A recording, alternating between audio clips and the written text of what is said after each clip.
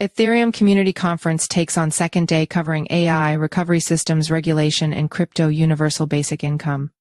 Disclaimer: the text below is an advertorial article that is not part of cryptonews.com editorial content.e7. The annual Ethereum Community Conference brought another day of talks and side events to Brussels. Here are the highlights.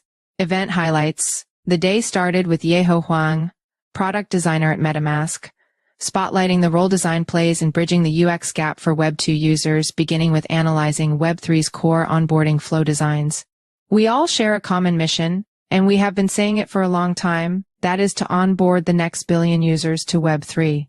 But how have we actually thought about crypto newcomers in this equation? I believe it will take a user from a mindset of curiosity to taking action to that curiosity and ultimately have a sense of agency from onboarding to completing one task. Paul Brody, principal and global blockchain leader at Ernst & Young, spoke on the future of the Ethereum ecosystem as the space enters a regulation era. We are seeing global regulatory convergence. It's not fast, but it is happening. My belief is that if you can buy stablecoins and real-world assets and they are well regulated, then you have laid the foundation for a good DeFi ecosystem. The single most important thing that has happened in recent years is MiCA. I met these policymakers from the European Commission, who were involved in drafting and pushing the MiCA legislation. These people are in favor of public blockchains, they like and support Ethereum, and they want to see a rapidly growing and regulated market with full access across the European Union. Andrew Wanell, managing director at S&P Global Ratings, broke down the opportunities and risks for the traditional financial world when interacting with Ethereum. My message to institutional adopters in the Ethereum community is that, as we build this new world, we need to do so in a way that's robust and risk-aware. Chintan Turakia, Senior Director of Engineer, Coinbase, shared their mission of addressing the most pressing challenge faced by the industry as a whole. Simplifying user onboarding. Our mission collectively is to bring more and more users on-chain. And that's why we created Coinbase Wallet, onboarding users in 5 seconds flat. He further discussed the important role of developers in creating more user-friendly platforms.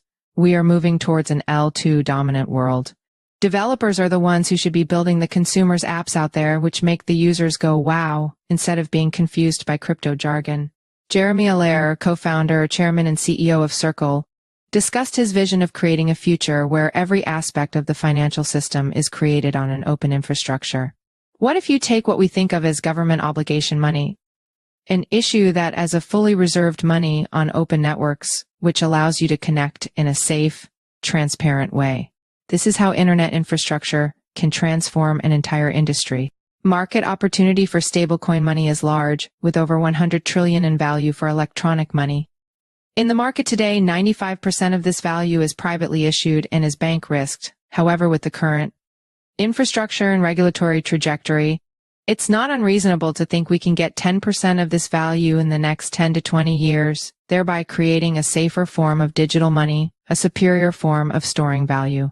Mihai Grigor, head of research at Messari, discussed the key infrastructure developments across the base layer, mid-layer infra, DeFi, and consumer sectors in Web3. On mid-layer infrastructure, Mihai highlights the pain point decentralized physical infrastructure networks, DePINs, are facing to reach wider adoption. While there is a need for all this infrastructure, it is much harder to monetize a DePIN than monetizing a base layer or a network. In the long term, will token incentives be enough to propel these networks, or is another business model needed? This is the cornerstone question for DePINs, and only time will tell. Ilya Polosukin, co-founder of Near Protocol, spoke on the need for a user-owned AI and internet. The reality we are racing towards, with generative AI being the engine in the middle, is the fact that Web3 will not be successful if the corporate-owned internet continues, because you will have all your attention, time, data, and assets living on one centralized walled garden platform. So we need a new internet that combines AX Web3 and brings the benefits of these two things. It's not about bringing down centralized parties, it's about evening the field where everyone can participate. Blockchain is not about having no centralized parties, it's about having enough of them so people have options to switch, but none of them have a dominated control over the whole system.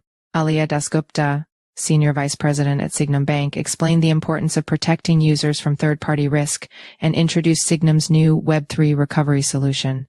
Sygnum Web3 Recovery is launching soon to address the innate fear that you could lose access to your funds. That's one of the key risks in crypto. Self-custody requires a lot of security, and not everyone is knowledgeable enough to handle their assets. This is where Sygnum comes in with our trusted solution. Patrick Hansen, Senior Director, EU Strategy and Policy of Circle, shared 7 predictions for crypto in the EU for 5/20. EUR stablecoins are likely to increase 5 times in market cap. USDC will become the leading stablecoin in overall liquidity, and Volume 3 to 4 dominating trading platforms will emerge. Financial institutions will enter crypto en masse, with 5+ banks launching stablecoins and crypto custody services. Many EU startups will be bought or vanish. A few leading DeFi and L1 teams will move to the EU for its regulatory clarity. 3+ fully regulated trading venues for tokenized securities will emerge and settle DVP with e-money tokens. I think the European Union is years ahead than any other regulatory market. Anna Stone, Executive Director of Good Dollar, unpacked the value crypto can bring to poverty alleviation and economic development through decentralized universal basic income.